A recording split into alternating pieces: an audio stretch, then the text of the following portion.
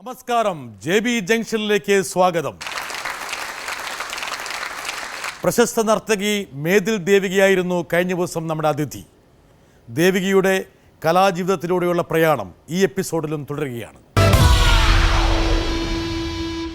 എനിക്കൊരു ചോദ്യമുണ്ട്, പക്ഷേ ഒരാളുടെ ചോദ്യത്തിന് ശേഷം ഞാൻ ചോദിക്കാം. രണ്ട് ചോദ്യം ചോദിക്കാനുണ്ട്.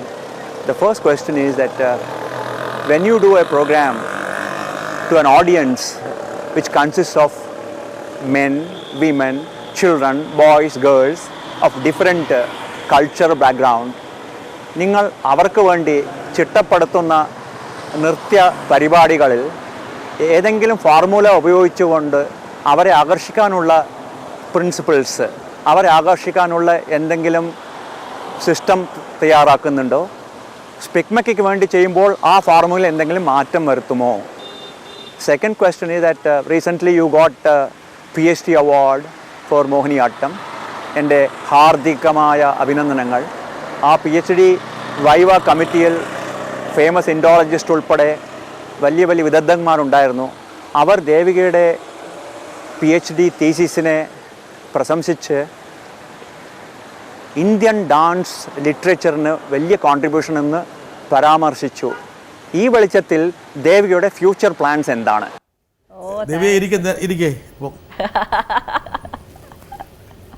കുറച്ച് നിലവേട്ടനായ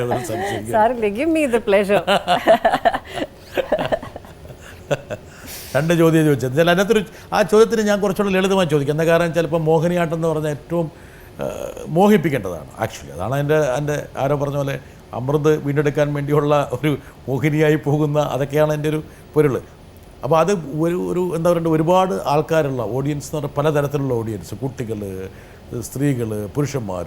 അപ്പോൾ ഇതൊക്കെ അപ്പോൾ ഏതൊരു വശം വെച്ചിട്ടാണ് ഒരു പക്ഷേ ഒരു കോമ്പോസിഷൻ ചിട്ടപ്പെടുത്തുന്നത്? അതാണോ അത് ഞാൻ അതിനനുബന്ധമായിട്ട് ചോദിക്കുകയാണ്. അതെ, അപ്പോൾ ഇപ്പോൾ ഇദ്ദേഹം, ഞാൻ അതിനു മുമ്പ് ഇദ്ദേഹമാണ് സ്പിക്മാക്ക് ഡൽഹിയുടെ ഏറ്റവും ഒരു മെയിൻ വോളണ്ടിയർ. ഇദ്ദേഹം വളരെ അൺഅസ്യൂമിങ് ആയിട്ടുള്ള, അപ്പോൾ എൻ്റെ ഓരോ സർക്യൂട്ടും ഇദ്ദേഹമാണ് പ്ലാൻ ചെയ്യണം. പഞ്ചാബ് ആയാലും പാകിസ്ഥാൻ ലൈൻ ഓഫ് കൺട്രോൾ ആയാലും ഗുജറാത്ത് ആയാലും. അപ്പോൾ ഒരു പക്ഷേ അതിൽ നിന്ന് ഒരു ചോദ്യം വന്നതായിരിക്കാം, ഇതെങ്ങനെയാണ് നടക്കുന്നത് എന്നുള്ളത്.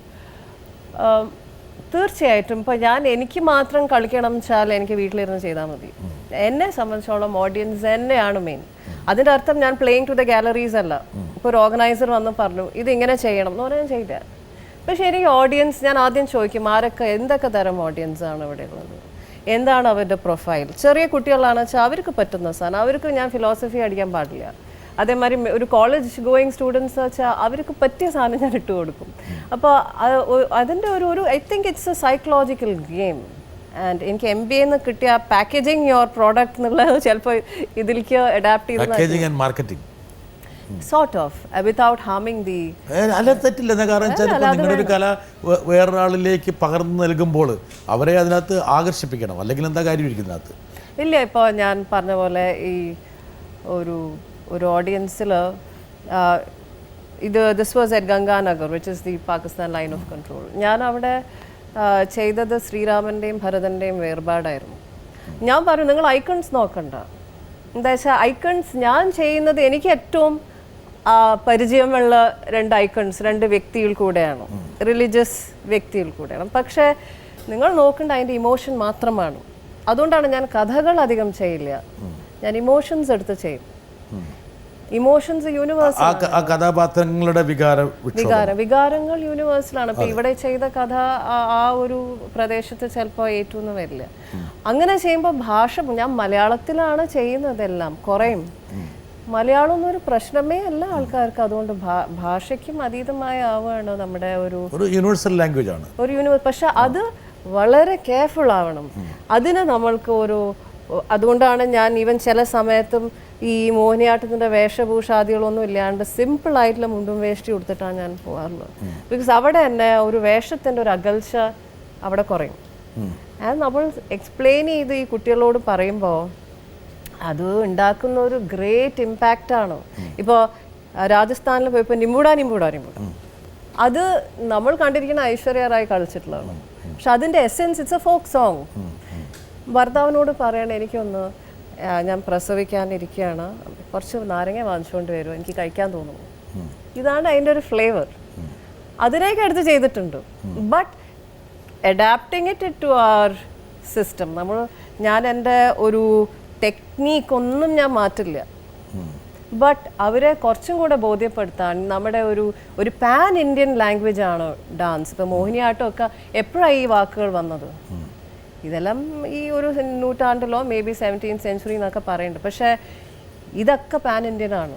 It is and even global now anybody can understand. അപ്പം ഞാൻ ഇത് കൂടുതലും മീഡിയം ആയിട്ടാണ് കാണുന്നത്. പിന്നെ ഈ മോഹിപ്പിക്കുന്ന ഒരു കാര്യം, ഇത് ഇപ്പോൾ മോഹിനിയാട്ടം എന്ന് പറയുന്ന ഒരു കാലഘട്ടത്തിൽ വളരെ ഡീബേസ്ഡ് ആയിട്ടുള്ള ഒരു ആർട്ട് ഫോം ആയിരുന്നു. ഒരു കാലഘട്ടത്തിൽ മഹാകവി വള്ളത്തോൾ ആ കാലഘട്ടത്തിലാണ് അത് റിവൈവ് ചെയ്യുന്നത്. അപ്പോൾ ഈ മോഹിനിയാട്ടം കളിക്കുന്നവർ 3 തരം നർത്തകിമാരുണ്ട്.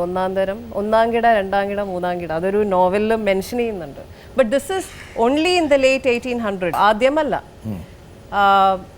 അപ്പോൾ അവർ പോയി അവരുടെ മറ്റേത് രാജാക്കന്മാരുണ്ടായിരുന്നു. ഇപ്പോൾ ടെമ്പിൾസ് ഇല്ല, രാജാക്കന്മാരില്ല. അപ്പോൾ പോസ്റ്റ് ബ്രിട്ടീഷ് ആ സമയമാണ്. അവർ പോയി മടിയിലിരുന്ന് മുക്കുത്തി ഉണ്ടോ, അതുണ്ടോ, ഇതുണ്ടോ എന്ന് തപ്പി നടക്കും. അത് ഒരു വളരെ ഓഡിയൻസ് പാർട്ടിസിപ്പൻ്റ് ആയിട്ടുള്ള ഒരു വളരെ ഡീബേസ്ഡ് ആയിട്ടുള്ള ഒരു ആർട്ട് ഫോമായി മാറി. ഇന്നിപ്പോൾ ആ കാലഘട്ടം കഴിഞ്ഞപ്പോഴേക്കും ഇത് റിവൈവ് ചെയ്ത് കഴിഞ്ഞ് ഞാൻ ഉൾപ്പെടെയുള്ള എല്ലാ നർത്തകിമാരും ഇതൊരു സെൽഫ് എക്സ്പ്രഷൻ ആയിട്ടാണ് തീർക്കുന്നത്. പിന്നെ ഇപ്പോൾ എന്നെ പോലെയുള്ള ബാക്കിയുള്ള ഇപ്പോൾ മോഹിനിയാട്ടം ഡാൻസേഴ്സ് ആയാലും ഭരതനാട്യം നമ്മൾ ക്രിയേറ്റേഴ്സും കൂടെയാണ്. ഒരു ടീച്ചർ പഠിപ്പിച്ചു, അത് അതേപടി സ്റ്റേജിൽ വന്നു ചെയ്തു എന്നല്ല. അല്ല, വി ക്രിയേറ്റ്. ഈ ക്രിയേഷനിൽ നമ്മൾ സ്ക്രിപ്റ്റ് എഴുതും, സ്റ്റോറി ബോർഡ് ഇടും, ഫ്രെയിം ഫിക്സ് ചെയ്യും, മ്യൂസിക്സ് അയച്ചാലിടും, കമ്പോസേഴ്സിനെ വിളിക്കും, ആക്ട് ചെയ്യുമ്പോൾ ഞാൻ ഡാൻസറുമാണ്, ലേഡിയാണ്, പുരുഷ കഥാപാത്രമാണ്, അന്തരീക്ഷവുമാണ്. അതുകൊണ്ടാണ് ഇത് ഇത്രയും ശക്തമായിട്ടുള്ള ഒരു മീഡിയമാണ്. ഒരാളും കൂടി സമാനമായൊരു ചോദ്യത്തിന് നിൽക്കുന്നു. ഇപ്പോൾ ഈ PhD ലഭിച്ച ഈ സമയത്ത് അന്ന് പബ്ലിക് ഡിഫൻസിൽ CV ചന്ദ്രശേഖരൻ സാറിനെ പോലെയുള്ള മഹാനായ കലാകാരന്മാർ ദേവികയുടെ ഈ പേപ്പറിനെ പറ്റി നൃത്ത വിദ്യാർത്ഥികൾക്ക് ഇതിനപ്പുറം പ്രയോജനമുള്ള ഒരു പേപ്പർ കിട്ടാനില്ല എന്ന് പറഞ്ഞ ആ സമയത്ത് ഈ ഒരു ശിഷ്യയെ കിട്ടിയതിൽ ഏറ്റവും അധികം ഞാൻ സന്തോഷിക്കുന്നു. ഇന്ന് എൻ്റെ മറ്റ് അനേകം വിദ്യാർത്ഥികൾക്ക് ദേവികയുടെ കീഴിൽ ഇനി ഈ ഗവേഷണം തുടരാം എന്നുള്ളതാണ് എൻ്റെ ഏറ്റവും വലിയ സന്തോഷം. പിന്നെ ഏതെങ്കിലും ഒരിനത്തിലെ പ്രാഗൽഭ്യം നേടാവുകയുള്ളൂ എന്നുള്ള അഭിപ്രായത്തിന് ദേവിക ഒരു അപവാദമാണ്. എന്തെന്ന് വെച്ചാൽ കുച്ചിപ്പുടിയും മോഹിനിയാട്ടവും രണ്ടും ഒരു കലർപ്പുമില്ലാതെ അതിൻ്റെ തനതായ ശൈലിയിൽ അവതരിപ്പിക്കാൻ പല വേദികളിലും ദേവികയ്ക്ക് കഴിഞ്ഞിട്ടുണ്ട്. അതും ദേവികയുടെ മാത്രം ഒരു പ്രത്യേകതയാണ്. ഒരുപാട് പേര് ഇങ്ങനെ ദേവിയെ ഇങ്ങനെ വല്ലാതെ കോംപ്ലിമെന്റോണ്ടിരിക്കുകയാണ്. എനിക്ക് മനസ്സിലായി, അടുത്ത വല്ല പേരും ഇല്ല, അത് വല്ലാണ്ട് അസ്വസ്ഥനാക്കുന്ന കാണുന്നുണ്ട്. ഒരാളെ കൂടെ പെട്ടെന്ന് ഞാൻ ചോദിക്കാൻ പോകുന്നത്, ഒരു ആർട്ടിസ്റ്റിന് പല രീതിയിലുള്ള റിസർച്ച് ആവശ്യമാണ്, പല രീതിയിലുള്ള ഗവേഷണം ആവശ്യമാണ്. പക്ഷെ ഒരു അക്കാഡമിക് റിസർച്ച് ഒരു ഡാൻസറിനെ, ഒരു ആർട്ടിസ്റ്റിനെ ഏത് രീതിയിലാണ് ഹെൽപ്പ് ചെയ്യുക?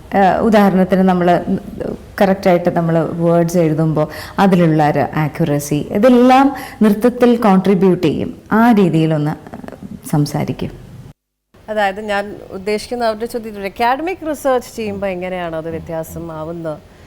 അക്കാഡമിക് റിസർച്ച് നമ്പർ 1, നമ്മളത് അതിനൊരു മെത്തഡോളജി ഉണ്ട്. ആ മെത്തഡോളജി ആര് വായിക്കുമ്പോഴും മനസ്സിലാക്കണം, irrespective of it is a dancer or a musician or anybody. അതുകൊണ്ടാണ് PhD എന്ന് പറഞ്ഞാൽ നമ്മൾ ആദ്യം ഒരു ഡോക്ടർ ഓഫ് ഫിലോസഫി അല്ലേ, you are eligible to teach anybody, not just dancers. അപ്പോൾ അങ്ങനെ ഒരു റൈറ്റിംഗ്, അതും ഒരു യൂണിവേഴ്സൽ സ്റ്റാൻഡേർഡ് വേണം. പലപ്പോഴും ഇന്ന് നാട്ടിൽ ഈ മെത്തഡോളജി ഇപ്പോൾ ഒരുപാട് ഇൻസ്റ്റിറ്റ്യൂട്ട്സിലും യൂണിവേഴ്സിറ്റീസിലും PhD ഇപ്പോൾ കൊടുക്കാൻ തുടങ്ങിയിട്ടുണ്ട് ഡാൻസ്. പിന്നെ ഒരുപാട് വൈവയ്ക്ക് പോലും ഞാൻ പോയിട്ടുണ്ട്. മെത്തഡോളജി അറിഞ്ഞൂടാ അവർക്ക്. ഒരു കുട്ടി പബ്ലിക് ഡിഫൻസ് ചെയ്യുമ്പോൾ ചോദിക്കുന്ന ഒരാൾ അദ്ദേഹത്തിന് ഒപ്പോസ് ചെയ്തു എന്ന് പറഞ്ഞപ്പോൾ ആ കുട്ടിയെ വല്ലാണ്ട് അയ്യോ ഒരു ഗുരുവിനെയാണ് അപമാനിച്ചതെന്നുള്ളതായി. പക്ഷേ she was defending Har thesis and that is how it should be. അതുപോലും അവർക്ക് അതിൻ്റെ ഒരു മെത്തഡോളജി ഇന്നോട്ട് ഒരു കുട്ടിയോട് ചോദിച്ചു, ഇതെന്താ നിങ്ങളത് ചെയ്യാത്ത പറയുമ്പോൾ ഇതൊക്കെ ഞാൻ ഇനി പബ്ലിഷ് ചെയ്യുമ്പോൾ ഉൾപ്പെടുത്താം. അതല്ല. ഇത്തരം ചില basic information, then even writing style, ഒരുപാട് വേർഡ്സ് പാടില്ല, സിമ്പിളായിരിക്കണം, കോമയുള്ള അവിടെ കോമ വേണം, അതിൻ്റെ ഒരു പിന്നെ ഡാൻസിന് പ്രത്യേകമായിട്ടുള്ള ഒരു മെത്തഡോളജി പോലും ഉണ്ട്. അത് എനിക്ക് തോന്നുന്നു ഒരു അക്കാഡമിക് സ്റ്റഡിയിലൂടെ കുറച്ച് വർഷങ്ങളിലൂടെ നമുക്കത് മനസ്സിലായി. Brings system, basically system to our study and a system to teach. ഇപ്പം എല്ലാവരും ഒരു മുദ്ര പിടിച്ചാൽ ഇതെന്താണ് മുദ്ര എന്ന് എല്ലാവർക്കും അറിയാം. ഒരു അക്കാഡമിക് ബേസ് ദേവികയുടെ നൃത്തത്തിന് സഹായകരമാകുന്നു. തീർച്ചയായിട്ടും ഈ ഒരു തിയറി സ്വാഭാവികമായിട്ടും നിങ്ങളുടെ ഒരു നൃത്ത വൈഭവത്തെ കുറച്ചും കൂടി പുഷ്ടിപ്പെടുത്താൻ തിയറി നല്ലല്ലോ. ഈ ധാരണകൾ ഞാൻ പറയച്ച പൊതുവേ നല്ല നർത്തകിമാർക്കൊക്കെ ഒരു നന്നായി ക്രിയേറ്റ് ചെയ്യുന്നവർ, നർത്തകികളല്ല ക്രിയേറ്റേഴ്സിന് ഒരു റിസർച്ച് മെന്റാലിറ്റി ഉണ്ട്. You don't need a PhD to make cinema to you. അതെ, പക്ഷെ നല്ല പുതിയ കമ്പോസിഷൻസ് അതില്ലെങ്കിലും ചെയ്യാം. പക്ഷെ ഇതിൻ്റെ ഒരു മെത്തേഡ്, ഒരു സിസ്റ്റം അത് എപ്പോഴാണ് പ്രയോഗപ്പെടുക വെച്ചാൽ നമ്മളത് നെക്സ്റ്റ് ഒരു ഹാൻഡ് ഓവർ ചെയ്യുമ്പോഴാണ് ഈ സിസ്റ്റത്തിൻ്റെ ആവശ്യം. പല ആൾക്കാരുടെയും ഒരുപക്ഷെ നല്ലൊരു കമ്പോസിഷൻ ചിട്ടപ്പെടുത്തുന്നത് അവരുടെ വ്യക്തിപരമായ ജീവിതത്തിൽ ഏതെങ്കിലും മുഹൂർത്തങ്ങൾ സൃഷ്ടിക്കുന്നതായിരിക്കാം. കാരണം വെച്ചാൽ ഒരുപക്ഷെ നമ്മുടെ ഈ പരന്ന അറിവിനേക്കാൾ അല്ലെങ്കിൽ ആഴത്തിലുള്ള ധാരണകളേക്കാൾ പലപ്പോഴും നമ്മുടെ ജീവിതത്തിൽ സംഭവിക്കുന്ന വളരെ വൈകാരികമായിട്ടുള്ള ഒരു തലമായിരിക്കാം വേണമെങ്കിൽ. അങ്ങനെ സംഭവിച്ചിട്ടുണ്ടോ? അങ്ങനെ സംഭവിച്ചിട്ടുള്ളൂ. എൻ്റെ ജീവിതത്തിൽ അങ്ങനെ സംഭവിച്ചിട്ടുള്ളൂ. ഞാനിപ്പോൾ എന്നെ പഠിപ്പിച്ചത്, ഞാൻ കൂച്ചുപുടിയിൽ മാത്രമേ എന്നെ പഠിപ്പിച്ച് തന്നിട്ടുള്ള ഞാൻ ഇപ്പോഴും ചെയ്യാറുള്ളൂ. പക്ഷേ മോഹിനിയാട്ടത്തിലൊക്കെ ഞാൻ അതിനെ എല്ലാം എനിക്ക് ഓരോ കാലഘട്ടത്തിൽ സംഭവിച്ച ജീവിതത്തിലെ ഓരോ വഴിത്തിരിവുകളാണോ അത് ക്രിസ്റ്റലൈസ് ചെയ്യണം. ആ ഇമോഷൻ ഇപ്പോൾ നമ്മൾ ഓവർകം ചെയ്തു, പക്ഷേ you are going back to it. ഇത് മുഴുവൻ സ്വാഭാവികമായിട്ടും വിഷമങ്ങളുടെയും സങ്കടങ്ങളുടെയും ഒക്കെ മുഹൂർത്തങ്ങളായിരുന്നു? അങ്ങനെയൊന്നുമില്ല. വിഷമങ്ങളുടെ മുഹൂർത്തം ധാരാളം ഉണ്ടായിട്ടുണ്ട്. ആ വർക്ക് വളരെ വളരെ സോളിഡായി കിടക്കുന്നുണ്ട്. പിന്നെ ഇപ്പം ഈയിടെ ഞാൻ ഒന്ന് ചെയ്തല്ലോ, അത് നരസിംഹനെ ലക്ഷ്മി ദേവി എങ്ങനെ ടേം ചെയ്ത് നിർത്തുന്നു. വിവാഹത്തിന് ശേഷമായിരിക്കും. അതെ.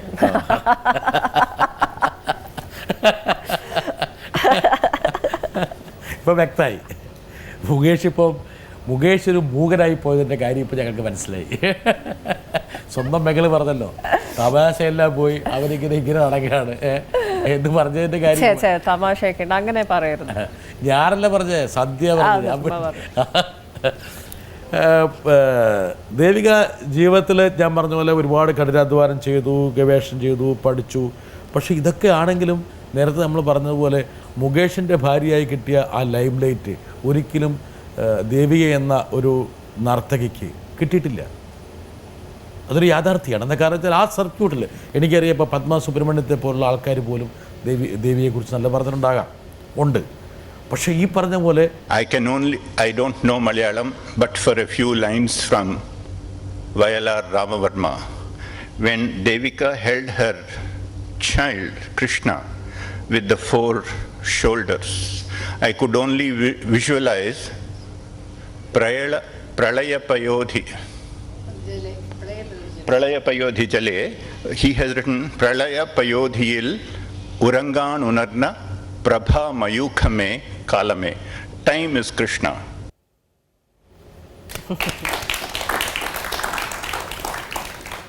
എങ്ങനെ വെള്ളം കുടിച്ച ദേവിയെ ഒന്ന് കാണിച്ചു നോട്ടെ.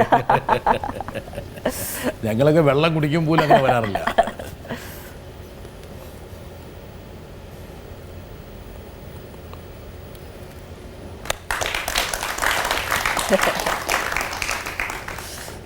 ഒരുപാട് കാലത്തെ പരിശീലനം കൊണ്ടാണ് ഇങ്ങനെയുള്ള ഒരു എന്താ പറയുക, ഒരു നൃത്തത്തിൽ വളരെ മൈന്യൂട്ടായിട്ടുള്ള ഒരു ഡീറ്റെയിലിങ്ങിലേക്ക് പോകാൻ കഴിയുന്നത്. തീർച്ചയായിട്ടും അദ്ദേഹം സംസാരിച്ചപ്പോൾ ഈ ഒരു ചെറിയൊരു ആസ്പെക്റ്റാണിത്. ഒരുപക്ഷെ ദേവിയുടെ നൃത്തത്തിൻ്റെ വളരെ ചെറിയൊരു മൈന്യൂട്ടായൊരു തലമാണ് ഈ വെള്ളം കുടിച്ചപ്പോൾ ഈ തൊണ്ടയിലുണ്ടായിട്ടുള്ള ചലനങ്ങൾ. പക്ഷേ അതുപോലും ആൾക്കാർ ശ്രദ്ധിക്കുന്നൊരു സമയമാണ്. ആക്ച്വലി ഒരു നർത്തകി വിജയിക്കുന്നത് വേണമെങ്കിൽ അലംഭാവം കാണിക്കാമായിരുന്ന ഒരു മേഖല, ആ മേഖല പോലും ശ്രദ്ധിച്ച് അത് ഡീറ്റെയിൽ ചെയ്തൊരു മൈക്രോ ഡീറ്റെയിലിങ്ങിലേക്ക് പോകുമ്പോഴാണ്. പക്ഷെ ഇന്നത്തെ കാലത്ത് അങ്ങനെ ഒരു ഡെഡിക്കേഷൻ നൃത്തത്തിൽ വളരെ അപൂർവം. പറയാൻ അത്തരമൊരു ഡീറ്റെയിലിംഗ് ഉള്ളൊരു ആർട്ട് ഫോം, ഒരുപാട് സാധ്യതകളുള്ള ഒരു ആർട്ട് ഫോമാണ് നമ്മുടെ കേരളത്തിൻ്റെ മോഹിനിയാട്ടം. പലപ്പോഴും നമ്മളിത് ഈ അസുരന്മാരെ ആകർഷിക്കുക, കളിക്കുന്ന മോഹിനി ഭംഗിയുണ്ടാവണം, ഭംഗിയില്ലെങ്കിൽ അത് വേറെ പ്രശ്നം. പക്ഷെ അല്ല, ഈ മോഹിനി എന്ന് പറയുന്നത് ദി ആസ്പെക്ട് ടു എൻചാൻറ്റ്. അതിപ്പോൾ മോഹിനിയാട്ടം മാത്രമല്ല, എല്ലാ ഡാൻസ് ഫോമും ഒരു തരത്തിലൊരു ട്രാൻസ്ഫോർമേഷൻ ആണ്. വശമല്ലേ വിഷ്വലി ഫോർ സം ടൈം അല്ലേ, ഒരു കുറച്ച് നേരം ആദ്യം ഒന്ന് ആൾക്കാരെ ഹുക്ക് ചെയ്യാൻ വേണ്ടി ഒരു പക്ഷേ അത് ഫോർ സം ടൈം. അതിപ്പോൾ പെട്ടെന്നൊരു നല്ലൊരു ശബ്ദം ഒരാൾ പാടി നമ്മൾ കേട്ടു, നല്ലൊരു വലിയ പ്ലീസിങ് ആയിട്ടുള്ള വോയിസ് അല്ലെങ്കിലും കുറച്ച് കഴിഞ്ഞാൽ ആ പാട്ടിൻ്റെ ഒരു മാധുര്യത്തിൽ ആൾക്കാർ ഇരുന്ന് പോകും. ഒരു ഘടകമാണ് ഇപ്പോൾ സൗന്ദര്യം എന്ന് പറയുന്ന ഒരു സൗന്ദര്യം. ഇപ്പോൾ എൻ്റെ ഒരു റീസെൻറ്റ് എനിക്ക് ദൂരദർശനിലൊരു ഓഡിഷൻ ഉണ്ടായിരുന്നു. അപ്പോൾ ഞാൻ B to A grade. അപ്പോൾ ആ A grade അവർ ആ ജഡ്ജസ് തരാൻ സൗന്ദര്യമില്ല പറഞ്ഞിട്ടായിരുന്നു. വിഷ്വലി ബ്യൂട്ടിഫുൾ ആയിരുന്നില്ല, ടെക്നിക്കൽ ഫ്ലോ ഉണ്ടായിരുന്നു എന്ന് പറയുന്നത് നമ്മുടെ so called very famous dancers തന്നെയാണ് പറയുന്നത്. അപ്പോൾ ഇതെന്താണ്, അത് ഇനി സത്യമാണോ അതോ ഇനി വേറെ വല്ല ആസ്പെക്റ്റ് ഉണ്ടോ അതിൽ? സൗന്ദര്യം എന്നൊക്കെ ടോട്ടലി അപ് ടു ദി ബിഹോൾഡറാണ്. ആരെ പറഞ്ഞു? അതെ, കാണുന്നവൻ്റെ കണ്ണിലാണ് സൗന്ദര്യം ഇരിക്കുന്നത്. എന്തായാലും ദേവിക സുന്ദരിയാന്നുള്ള കാര്യത്തിൽ തർക്കമൊന്നുമില്ലല്ലോ? ഇല്ല, ഓക്കെ, വരട്ടെ. ഹായ് ദേവിക, സുഖല്ലേ? ദേവികയുടെ രംഗാവതരണങ്ങൾ ഒരുപാട് തവണ ഞാൻ കണ്ടിട്ടുണ്ട്. കാണുന്ന സമയത്തൊക്കെ എനിക്ക് തോന്നിയിട്ടുണ്ട് അത് എന്നോട് തന്നെ ആശയവിനിമയം നടത്തുകയാണോ എന്ന്. അതിൻ്റെ രഹസ്യം എന്താണെന്ന് എനിക്ക് മനസ്സിലായിട്ടില്ല. പക്ഷേ ദേവിക രംഗത്ത് അവതരിപ്പിക്കുന്ന സമയത്ത് മറ്റ് പല കലാകാരികൾ മോഹിനിയാട്ടം ചെയ്യുമ്പോഴും അടുത്തത് എന്താണെന്ന് നമ്മൾ കണ്ടാലേ മനസ്സിലാവുകയുള്ളൂ. പക്ഷേ ദേവിക കാണിച്ചുകൊണ്ടിരിക്കുമ്പോൾ നമുക്ക്, അല്ലെങ്കിൽ എനിക്ക് തോന്നിയിട്ടുള്ളത് ഒന്ന് പ്രതീക്ഷിക്കാം, അടുത്തത് ഇന്നതാവും വരിക എന്നുള്ളൊരു പ്രതീക്ഷ ഉണ്ടാവാറുണ്ട്. ആ പ്രതീക്ഷ ഒരിക്കലും തെറ്റാറുമില്ല. ഇത് ഞാൻ നേരിട്ട് പറഞ്ഞാൽ സ്വതസിദ്ധമായ ഒരു ചിരിയോട് കൂടിയിട്ട് അതങ്ങോട്ട് ഒതുക്കും. അതുകൊണ്ടാണ് ഞാനിപ്പോൾ ഇതിലൂടെ പറയുന്നത്.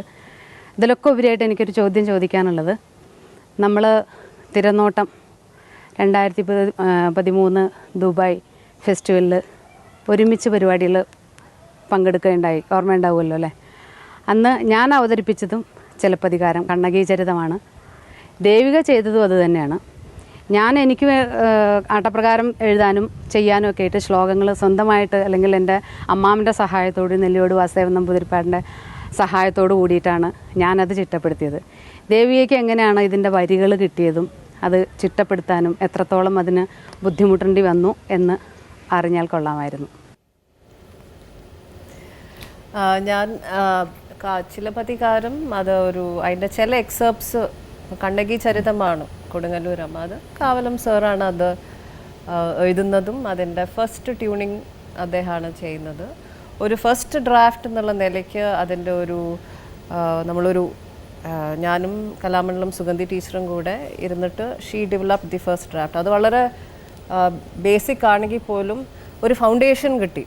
പിന്നെ ഒരു 1-2 തവണ ഞാനത് ഉസ്താദ് ബിസ്മില്ല ഖാൻ നാഷണൽ അവാർഡ് കിട്ടുമ്പോഴാണ് ഞാൻ അവതരിപ്പിക്കുന്നത് 2ാം തവണ. അപ്പോൾ ഈ കണ്ണകിയും മാധവിയും കോവലനും ഒക്കെ ഉണ്ടല്ലോ, ഇപ്പോൾ ഒരു ക്രിട്ടിക് എഴുതി ഹിസ്ട്രിയോണിക് സ്കിൽസ് ശരിയായി ഉപയോഗിച്ചില്ല. എന്താ വെച്ചാൽ കണ്ണകിയുടെ അതേ ഒരു ക്വാളിറ്റി ഈ രാജനർത്തകിയായ മാധവിയിൽ വന്നു, അത് വരാൻ പാടില്ല. അത് വളരെ എന്താ പറയുക, സ്ട്രോങ് കമൻറ്റ്. അപ്പോൾ അതിൽ നിന്നാണ് മാധവി വളർന്നത്. അപ്പോൾ ആദ്യം 8 മിനിറ്റ് ആയിട്ടുള്ള ചിലപ്പതികാരം ഇപ്പോൾ 25 മിനിറ്റ്സ് ആണ്. പിന്നെ ഓരോ തവണ കളിക്കുമ്പോഴും നമുക്ക് ചിലപ്പോൾ പെട്ടെന്ന് പ്രേക്ഷകരുടെ ഒരു വൈബ്സ് നിന്ന് പുതിയ സാധനം കിട്ടും. അത് പിന്നെ നെക്സ്റ്റ് ടൈമും അതിങ്ങനെ എംബെഡഡ് ആവും. അതെ, അത് ഇംപ്രൂവൈസ് ചെയ്യും, അത് ഇൻറ്റേർണലൈസ് ചെയ്യും. പിന്നെ എൻ്റെ ഒരു സ്ട്രെങ്ത് എന്ന് പറയുന്നത് എൻ്റെ അക്കമ്പനസ് ആണ്. ഡെഫിനറ്റ്ലി എൻ്റെ അക്കമ്പനസ് ആണ്. അതൊരു ഗിവ് ആൻഡ് ടേക്ക് തന്നെയാണ്. അതുകൊണ്ടാണ് ഇന്നിപ്പോൾ ഒരു CD-യിൽ കളിക്കുമ്പോഴും ഇന്ന് ഒരുപാട് നർത്തകിമാർ വരുന്നുണ്ട് ബ്രിട്ടാസ്. ഞാൻ പറയും today's generation, the new generation of Mohiniyattam dancers or any dancers, ഈ ഓൾഡ് ജനറേഷൻ പണ്ട് കുറേ കാലം മുമ്പ് പഠിച്ച് പൂട്ടി കല്യാണം കഴിച്ചു കുട്ടികളായി പിന്നെ വീണ്ടും തിരിച്ചു വന്നു. ഇപ്പോൾ മാത്രമല്ല ഇന്നിപ്പോൾ CDs-ൽ കളിക്കാവുന്ന ഒരുപാട് ഓർഗനൈസേഴ്സും ദി ആർ അലൗവിങ്. എന്താ വെച്ചാൽ ഭയങ്കര റേറ്റ്സ് ആണ്, നമുക്ക് അഫോർഡ് ചെയ്യാൻ പറ്റില്ല. പക്ഷേ to manage with the artist, the accompanying artist, അതായത് ഒരു സിറ്റുവേഷനാണ് നമ്മൾ ഡാൻസ് കേൾക്കുകയും പാട്ട് കാണുന്ന ഒരു അവസ്ഥയാവണം. അത് മാനേജ് ചെയ്യുക പറഞ്ഞാൽ അത് ഇയേഴ്സ് ഓഫ് എക്സ്പീരിയൻസ് അത് അവിടെ കൗണ്ട് ചെയ്യും. അപ്പോൾ അങ്ങനെ ചെയ്യുമ്പോൾ എത്രയോ പേര് പറഞ്ഞിട്ടുണ്ട് ചിലപ്പതികാരം. ഇപ്പം ഞാൻ എവിടെ ഗുജറാത്തിൽ കളിച്ചപ്പോൾ, സ്വിറ്റ്സർലാൻഡിൽ കളിച്ചപ്പോൾ, one boy came and told me, thank you for showing me the India that I never saw in cinema. You see, then there were other people saying it was എന്താ ഒരു story telling, it's like A story. And മാത്രമല്ല പാട്ടും. ഇപ്പം ഞാൻ കളിക്കുമ്പോൾ എപ്പോഴും പാട്ടിന് വളരെ വളരെ പാട്ട് ഇമ്പോർട്ടൻ്റ് ആണ്. ഇപ്പം ചില കുട്ടികളറിയാം ഇപ്പം പാട്ടിന് എങ്ങനെ പാട്ടുകൾ ഡാൻസ് ഭംഗിയായി കളിക്കും. എനിക്ക് അവിടെ മൈക്കിനോ സൗണ്ടിനോ എന്തെങ്കിലും പ്രശ്നം വന്നാൽ ഐ ക്യാൻ നോട്ട് ഡാൻസ്. അപ്പം ഞാൻ പറയാറുണ്ട്, ഞാൻ പാട്ട് പാടാൻ പറ്റാത്തതുകൊണ്ടാണ് ഞാൻ ഡാൻസ് കളിക്കുന്നത്. പാട്ട് പാടില്ലേ? പാട്ട് പഠിപ്പിക്കുമ്പോഴേ പാടുള്ളൂ. കുട്ടികളെ പഠിപ്പിക്കുമ്പോൾ പാട്ട് പഠിച്ചിട്ടുണ്ടല്ലോ. ഞാൻ പാട്ട് പഠിച്ചിട്ടൊന്നുമില്ല. ഏതോ കുറച്ച് ജണ്ട പരീക്ഷകൾ കുറച്ച് ദിവസം മാത്രമേ. ആണോ? ഈ ഒറ്റയ്ക്കിരിക്കുമ്പോഴൊന്നും പാട്ട് പാടാറില്ലേ? പാട്ട് പാടേണ്ടി വരാറുണ്ടല്ലോ. ഇപ്പം ചില കമ്പോസിഷൻസ് നമ്മൾ തന്നെ അതിൻ്റെ പാട്ടും ട്യൂണും, പക്ഷേ സിംഗബിൾ അല്ല. It can't be heard. ആരോ ഷേക്സ്പിയറൊക്കെ പറഞ്ഞ കേൾക്കാത്ത പാട്ടിന്റെ മാധുര്യമാണ് ഏറ്റവും വലിയ മാധുര്യം എന്ന് പറഞ്ഞത്. അതിലാണോ വിശ്വസിക്കുന്നത്? അങ്ങനെയല്ല, ചിലതൊക്കെ കൂച്ചുപിടി ചിലപ്പോൾ പാടി കളിക്കണം. Heard melodies are sweet, unheard are sweeter അല്ലേ? I agree with that. Right. Mine is an unheard melody. അതെ, കറക്റ്റ്. ശരി, ഞാൻ ഒരു പാട്ട് പാടിപ്പിക്കാനുള്ളൊരു തയ്യാറെടുപ്പിലായിരുന്നു. പാടില്ലേ? മുകേഷിന് 1-2 പാട്ടൊക്കെ പാടിക്കൊടുത്തു എന്ന് പറഞ്ഞു. മുകേഷിന് 1-2 പാട്ട് ദേവിക പാടിക്കൊടുത്തു എന്ന് മുകേഷ് പറഞ്ഞു. അത് എപ്പോഴെങ്കിലും കേട്ടതായിരിക്കും, അല്ലാണ്ട് വന്നിട്ട് ഒരു ബോധപൂർവമായിട്ട് പാടിയതല്ല. എവിടുന്ന പാടുന്നത് മുകേഷ് കേട്ടിട്ടുണ്ടോ? അത്രേ ഉള്ളൂ. വരട്ടെ.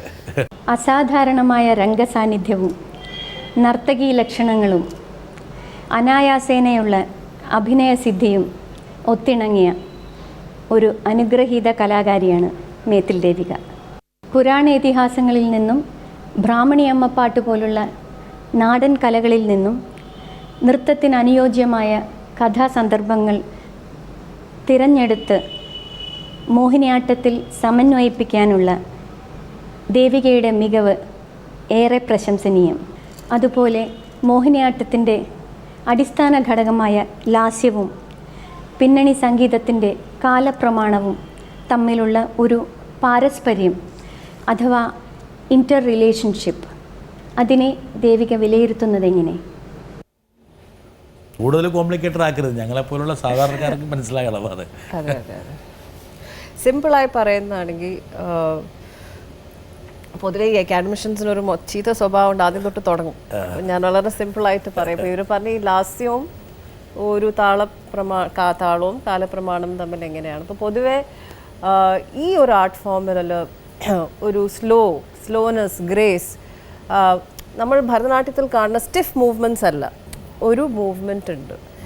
അത് മെയിനായി എനിക്ക് തോന്നുന്നത് ഈ ഓരോ ബീറ്റിനും കുറച്ച് സമയമെടുക്കും നെക്സ്റ്റ് ബീറ്റിലേക്ക്. അപ്പോൾ അതൊരു കേരള താളത്തിൻ്റെയും നമ്മുടെ ഒരു നാട്ടിലത്തെ സമ്പ്രദായത്തിൻ്റെയും, ഇപ്പോൾ ഈ ചെണ്ടയായാലും മദ്ദളായാലും അതിൻ്റെ ഒരു ടൈമിങ് അങ്ങനെയാണ്, ഒരു സൈക്ലിക്കലാണ്. അപ്പോൾ ഈ ബീറ്റിൽ കിടക്കുന്ന ആ ടൈം ഡ്യൂറേഷനിൽ നമുക്ക് ഈസിയായി ബോഡി ഒരിക്കലും സ്റ്റിഫ് ആവാൻ പറ്റില്ല. It has to move. So one point to the other ഒരു ടൈം ഡ്യൂറേഷൻ ഉണ്ടെങ്കിൽ ബോഡി അവിടെ സ്റ്റിഫായിരിക്കാൻ ഇറ്റ് ഹാസ് ടു മൂവ്. അതുകൊണ്ടാണ് ഇതിനൊരു സർക്കുലറും സെമി സർക്കുലർ മൂവ്മെൻറ്റ്. ആൻഡ് ഇതേ കാരണവും കൊണ്ടാണ് നമുക്ക് കഥാപാത്രത്തിൻ്റെ ഉള്ളിൽ കയറി ചെല്ലാൻ വാക്കുകൾ അധികമില്ല. ഒരു താളത്തിലധികം വാക്ക് വന്നാൽ പോയി, പദങ്ങൾ അധികം പാടില്ല. പദങ്ങൾ ഒരു 16 ബീറ്റ് സൈക്കിളാണെന്ന് വെച്ചാൽ ഒരു 3-4 പദങ്ങളുണ്ടെങ്കിൽ ഓരോ പദത്തിൻ്റെയും നമുക്കുള്ളിൽ കയറി അതിനെ നമുക്ക് ഡെവലപ്പ് ചെയ്യാൻ സാധിക്കും.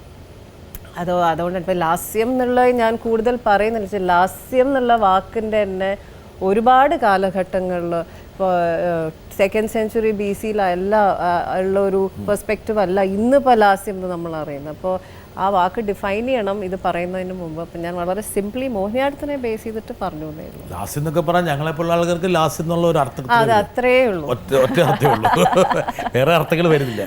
പക്ഷെ അർത്ഥം വരണം. ഇപ്പം ഞങ്ങളൊക്കെ ഇപ്പോൾ നവരസങ്ങൾ എന്നൊക്കെ പറയുമ്പോൾ നമുക്ക് ഒരു പക്ഷേ നിങ്ങൾ അതിൻ്റെ ഉള്ളിലേക്ക് വേറെ വെർട്ടിക്കിൾസ് ഒരുപാട് വേണേൽ ക്രിയേറ്റ് ചെയ്തേക്കാം. ഇപ്പം ദേവിയേക്ക് വിട്ട ഇരിപ്പിരുന്ന് കൊണ്ട് ഇപ്പം ഞാൻ പറയുകയാണ് ഒരു നവരസങ്ങൾ സൃഷ്ടിക്കാൻ പറഞ്ഞാൽ ഒന്നിൽ നിന്ന് ഒന്നിലേക്ക് പോകാൻ എത്ര സമയം എടുക്കും? അത് ഡിപ്പെൻസ്. എനിക്ക് എത്ര സമയം വേണമെങ്കിൽ എടുക്കാം, എനിക്ക് ക്ഷണത്തിലും പോവാം, ചെയ്യാം. പക്ഷെ നവരസങ്ങൾ നിങ്ങളുടെ മനസ്സിലുണ്ടാവുന്നു, നമ്മൾ ചെയ്യുന്ന ഭാവം മാത്രമേ ഉള്ളൂ. Rasas in the relation of the spectator. ആസ്വാദകന്റെ മനസ്സ് സൃഷ്ടിക്കപ്പെടുകയാണ് ചെയ്യുന്നത്. അതെ അതെ അതെ. ഞാൻ ഒന്ന് ട്രൈ ചെയ്ത് നോട്ടെ. ട്രൈ ചെയ്യൂ. ഓക്കെ, ഒരു ശൃംഗാരഭാവമായാലോ? ചെയ്യൂ. അവിടുത്തെ എൻ്റെ മനസ്സിൽ സൃഷ്ടിക്കപ്പെടും. You know what, you should come for my performances with us. എന്നെ കണ്ടിട്ടില്ലല്ലോ? ഞാൻ പലതാണ് കണ്ടത്. ഒരിക്കലും കാണാൻ വഴിയില്ല.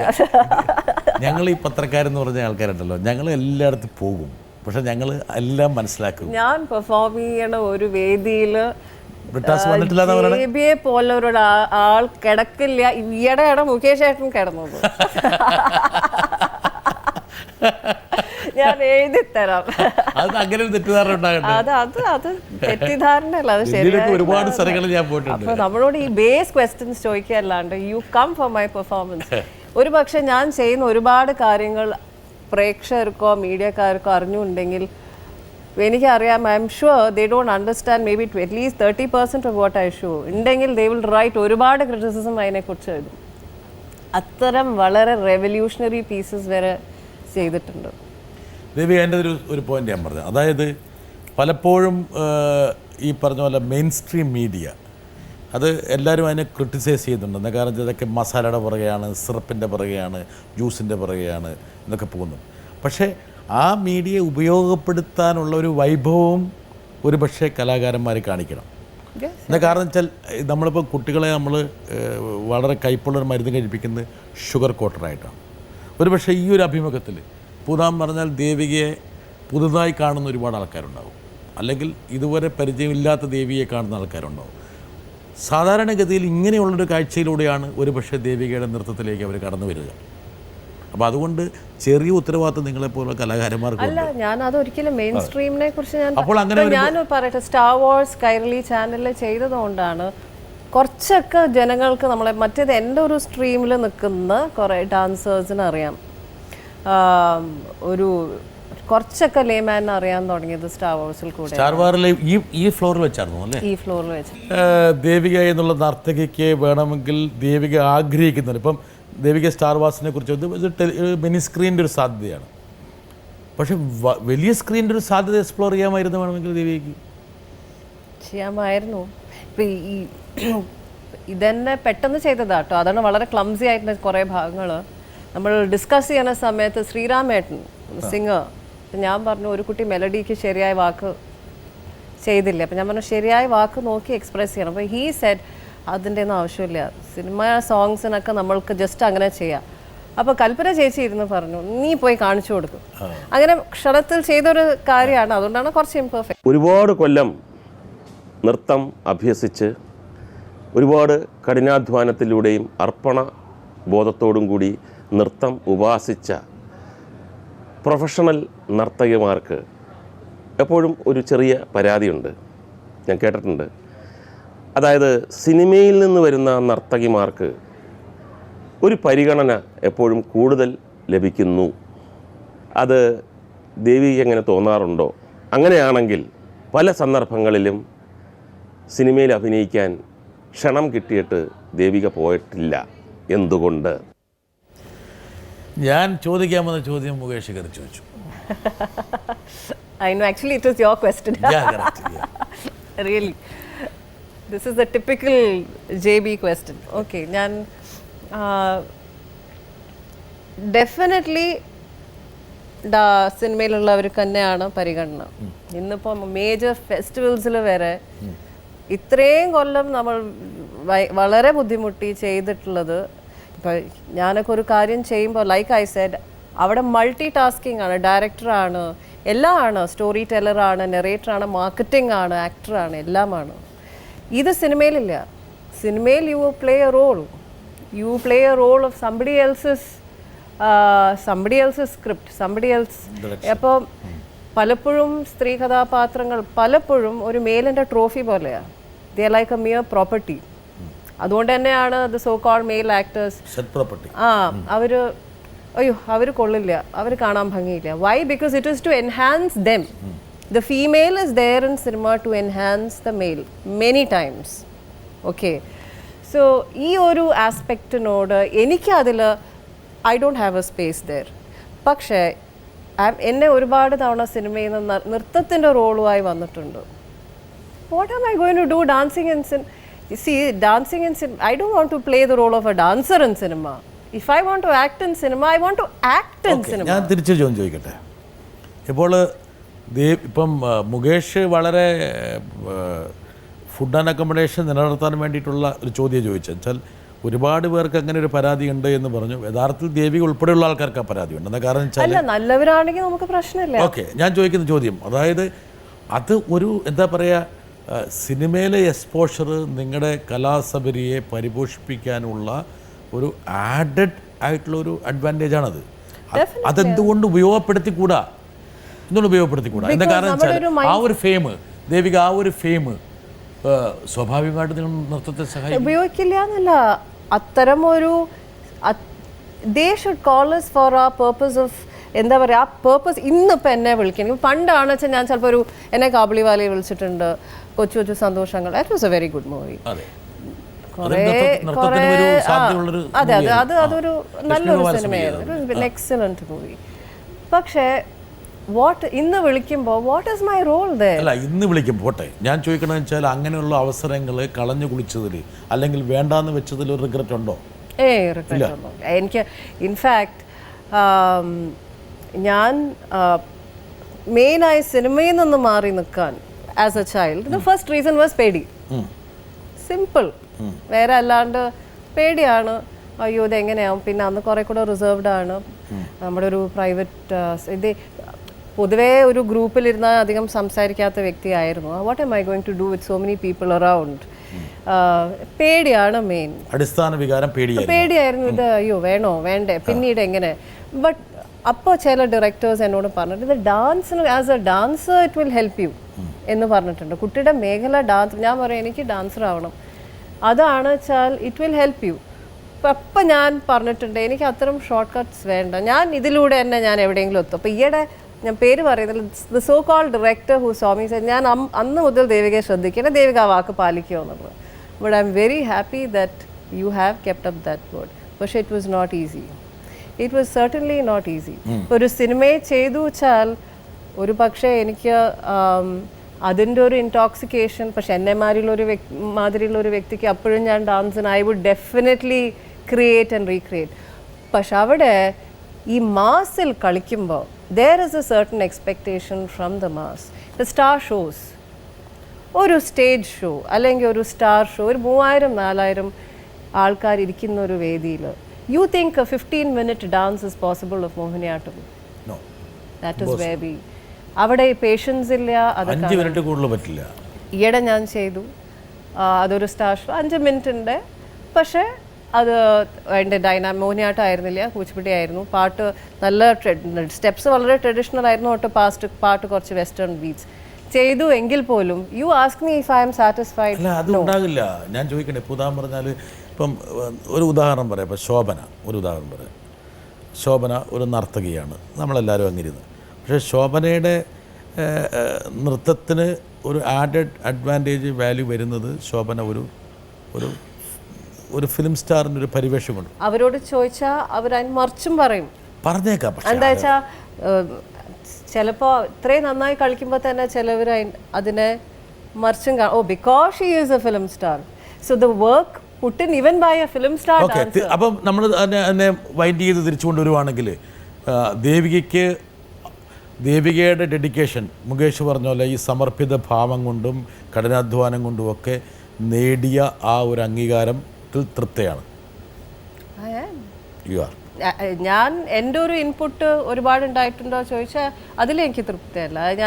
ഞാൻ ഒരുപാട് ഈ മുകേഷ് ചേട്ടനെ പോലെ തന്നെ കുറേയൊക്കെ ലാഗിങ് ആണ്. I need to work hard. പക്ഷേ ഒരു പോസിബിലിറ്റി ഇത്രയും എനിക്കറിയാം, എനിക്ക് പോസിബിലിറ്റി ഉണ്ടെന്ന് അറിയാം. കോൺട്രിബ്യൂഷൻ അനുസൃതമായിട്ടുള്ള അംഗീകാരം കിട്ടിയോ? കോൺട്രിബ്യൂഷൻ അനുസൃതമായിട്ടുള്ള അംഗീകാരം കിട്ടി. പക്ഷെ ഞാൻ ഇനിയും കോൺട്രിബ്യൂട്ട് ചെയ്യാൻ കിടക്കണം എന്നുള്ളതിലാണ് എനിക്ക്.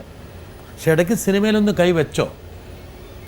അത് കോറിയോഗ്രാഫിയിൽ വെച്ച് വക്കിലേക്ക് എത്തിയല്ലേ? I'm not saying no. വരമ്പത്ത് കയറി. Perhaps if I get a good role, I'm not saying no to cinema. പക്ഷെ എന്നെ പോലെയുള്ള നർത്തകികൾക്ക് അഭിനയിക്കാൻ പറ്റുന്ന ധാരാളം സിനിമകൾ ഉണ്ടാവാം അതിനനുസരിച്ചിട്ടുള്ള സ്ക്രിപ്റ്റ് വന്നാൽ. പക്ഷെ അതിനനുസരിച്ചിട്ടുള്ള കഥയോ കണ്ടന്റോ ഒന്നും ഇനിയും ടാപ്പ് ചെയ്തിട്ടില്ല. വരുമെന്ന് വേണേൽ പ്രതീക്ഷിക്കാം. അതെ.